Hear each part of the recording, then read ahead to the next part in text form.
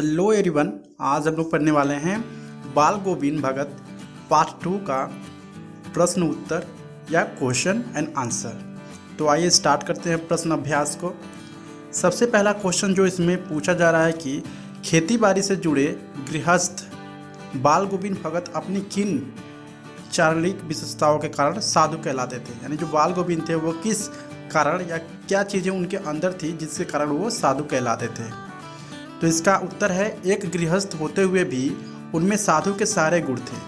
वह गुण निम्नलिखित हैं। यानी कौन कौन से गुण हैं हम लोग देखते हैं। पहला जो है वे कबीर के आदर्शों पर चलने वाले शरीर को नश्वर तथा आत्मा को परमात्मा का अंश बताते हैं। ठीक है। कबीर के गीत गाने वाले एक साधु थे। ठीक है। जो बाल गोविंद थे वो कबीर का हमेशा गीत गाते रहते थे। ठीक है। दूसरी जो बात है वो है वे झूठ नहीं बोलते थे। जो बाल गोविंद थे वो कभी भी झूठ नहीं बोलते थे, सबसे अच्छा व्यवहार करते थे। तीसरी जो बात है उनमें सच कहने में हिचकिचाते नहीं थे, ना ही किसी से झगड़ा करते थे। ठीक है।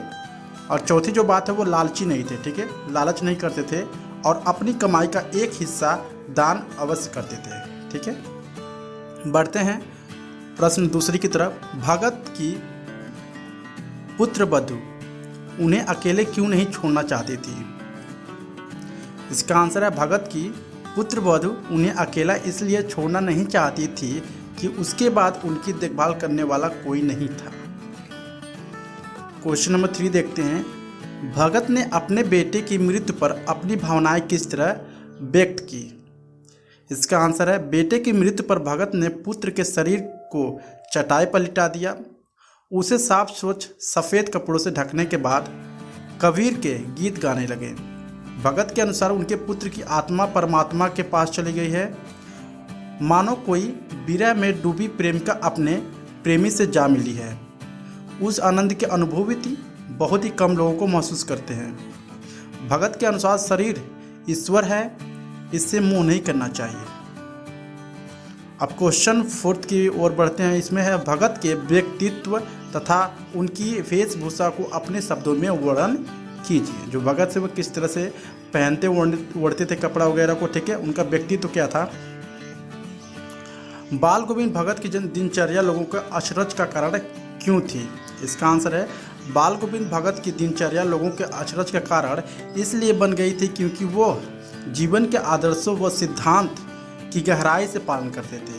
वह भोर में उठकर 2 मील तकरीबन चलते थे और नदी में नहाते थे। ठीक है। गीतों को अपनी मधुर वाणी से गाते थे और अनेक कार्य की सजगता लोगों के लिए अचरज का कारण थी। क्वेश्चन 6 की बात करें वो है पाठ के आधार पर बाल गोविंद भगत के मधुर गायन का विशेषता लिखिए। आंसर है बाल गोविंद भगत के गीतों में एक विशेष प्रकार का अंत या रस था। ठीक है। कबीर के पद उनके कष्ट से मिलकर सजीव हो जाते थे। जब वे गाते थे तो स्त्रियां के ओठ बिना गुनगुनाए रह नहीं पाते थे। उनके गीतों में जादुई प्रभाव था। संध्या संग जब वे अपनी मंडली समेत गाने बैठते थे तो उनके द्वारा गाए गीतों के उनके मंडली मित्र दोहराया करते थे।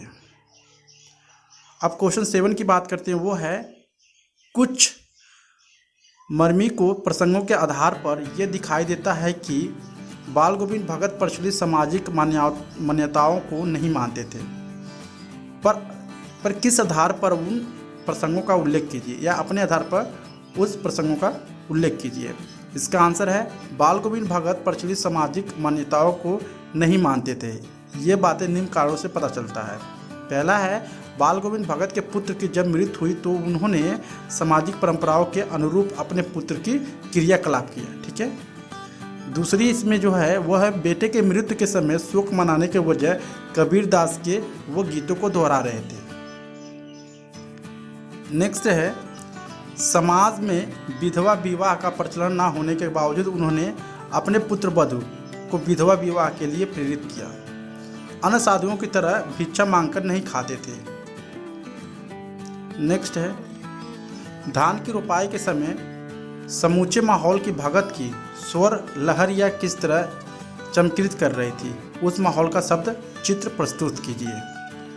तो इसका आंसर है आषाढ़ के रिमझिम फुवारों के बीच खेतों में धान की रोपाई हो रही थी। बादलों से धीरे धीरे आसमान में ठंडी हवाओं के चलने के कारण भगत के कष्ट से निकल मधुर संगीत लोगों के मन में मधुर इनकार उत्पन्न कर रहा था।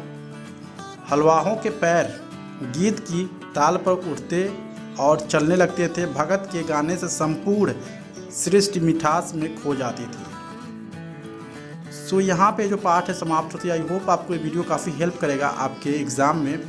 अगर आपको ये वीडियो थोड़ा भी अच्छा लगा हो please like and subscribe my channel. Thank you so much.